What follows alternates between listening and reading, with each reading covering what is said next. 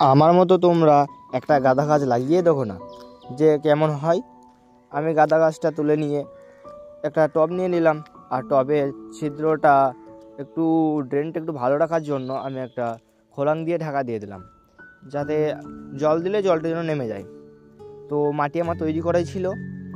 এই মাটিটা তৈরি করেছি আমি ভার্মি কম্পোস্ট, বাগানের মাটি আর গোবর সার দিয়ে। তোমরা চাইলে এর ভিডিও আমি বানিয়ে দেবো, একটা কমেন্টে জানাবে আমাকে। আর গাছটা আমি লাগিয়ে দিচ্ছি, খুবই সুন্দর করে লাগিয়ে দিচ্ছি। আমি গাছটা ছোটোতে তৈরি করতে দিয়েছিলাম একটা টবে, সেখান থেকে তুলে আমি লাগিয়ে দিচ্ছি। আর গাছটার ডগটা কেটে দেবে, কারণ ডগটা কেটে দিলে গাছটা ঝোপালো হবে। খুবই কম বয়সে গাছটা ঝোপালো হয়ে যাবে তাড়াতাড়ি, সেই জন্য আমি তাড়াতাড়ি লাগিয়ে দিয়ে দেখো একটু খাল রাখলাম। তবে নিচে বরাবর খাল রাখার কারণ হচ্ছে যে গাছটা যখন বড় হবে তখন আমি ওকে খাবার দিতে পারবো ভালো করে। ও যত বড় হবে তত খাবার দেবো, বুঝতে পারলে?